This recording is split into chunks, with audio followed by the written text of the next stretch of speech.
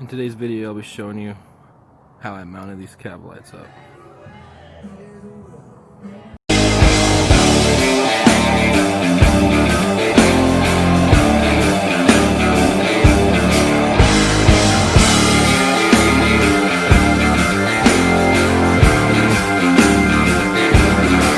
Well, now I bang on my guitar just like a barbarian. I like to party with Republicans. Give me cold hard cash, give me good plain guns, and showing off sure is fun. Showing off sure is fun. Alrighty, today I'm mounting up these cab lights on my Chevy 2500. Got these lights here. This is the wiring kit. There's screws. I bought this separate. This is grommets. Usually people drill a smaller hole for the wires. I'm gonna drill a bigger hole, put these grommets in. I think that might be safer, probably prevent from leaks. I also got some black silicone, and this is for the screw holes. I got some touch-up paint. Here's all my bits I'm gonna use. Got some extra wire in case I need it. I got these to take off the interior parts, and I got 90s at noon playing in Douglas County. It's gonna be fun. All right, let's get to work. Alrighty, so I got the general area of where I'm going to be working at laid in masking tape. Gives me something to draw on. Also, it's a better surface for me to try to screw on. I mean to drill, so I'm not, sliding all over my paint. I'm going to also be using the factory measurements for this truck.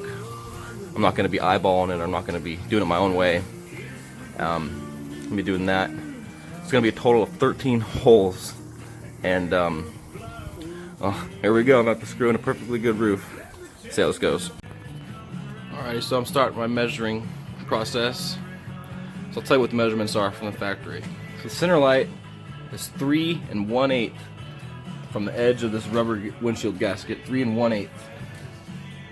Side lights are from the rubber gasket of the door to the light. It's 4 1/4, and then from the windshield gasket, it's 4 1/8. The center line for this cab light is 27 3/4, and this is how it's generally supposed to look. Now I just got to get it to where I know both those side lights are facing the same way, and then I'm going to be drilling the holes. When I have my marks 100% done, I like to use the method measure twice, drill once. I'm gonna be going over this measurement several times, make sure I got it absolutely right, and see how it goes. Alrighty, that'll really test your patience. You gotta really, go over your measurements twice, 3 times, get it all exactly where you want it, because there ain't no coming back from it. So I'm gonna be using a 7/64 bit for the screw holes, and I'm gonna get all those done first. Alright, I got all these holes drilled now. Got the tape off of this area. Alright, so now I'm gonna figure out where my holes for my wires are gonna go. It's gonna be a bigger drill bit. I'm gonna drill those holes, and then I'm gonna clean them up and paint them. And then these will be ready to mount. So the cab light bulb was the same exact as my interior bulb, so I could have my cab lights blue or whatever color I really order them to be. So that's kind of fun. That's nice to know. Well, it began to rain. That's perfect, because I'll be able to test this for leaks once I'm done. Alright, so now I'm going to pull my interior down. These over here are T15, I believe these are T20. I'll find out once I start taking it apart. And that's just a Phillips right here. And then it's got a catch right here, a clip. Then I gotta take down my oh shit handle, and this will, then you take off your pillars with clips, and I'll be able to drop this down at least 5 or 6 inches, so I could feed my wires through and start my wiring. Alright, I'm back on top now. I'm about to be drilling my last hole. I realize I haven't really drilled one hole on camera, so I'm gonna try to do this with 2 hands, but I put a piece of tape over everything I drill. This is the 5/16 now. This is for the wiring.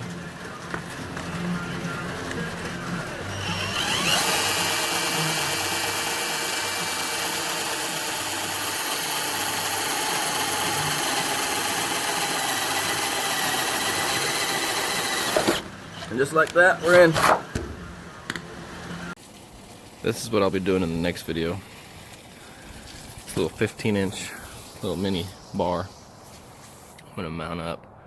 It's got a turn, running, and brake. It's even got a reverse light in it, so that's gonna be fun. I just have it plugged in right here to my trailer connection to test it out, and I'm gonna hardwire it up, but that'll be next time. So I allowed for my touch-up paint here to dry. I threw my grommet in, and now I'm feeding my wires through, and I'm gonna mount up the lights.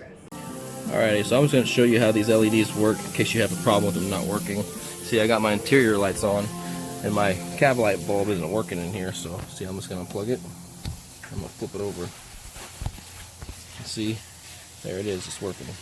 The lights in here are blue, these are just my extra bulbs. Also, I have a extra set of what I have right there. Brand new set I'll be willing to give away to the first person who asks for them. We're glad to send them to you. Alright, so I was going to run a self-tapper on each of my leads from my ground. I ended up just running them all together. My white wire, I got some white wire I had, and then I made that my ground, and then I used the regular red power wire it came with. Anyway, I connected them all together with these little quick connects, and I ran it down my pillar and my ground.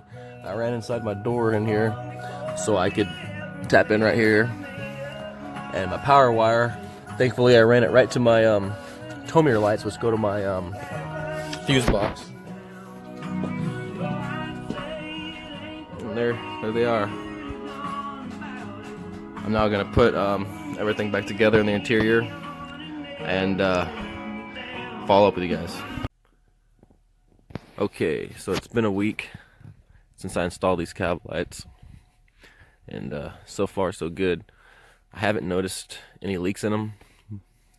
They are a little dimmer than I thought they were gonna be.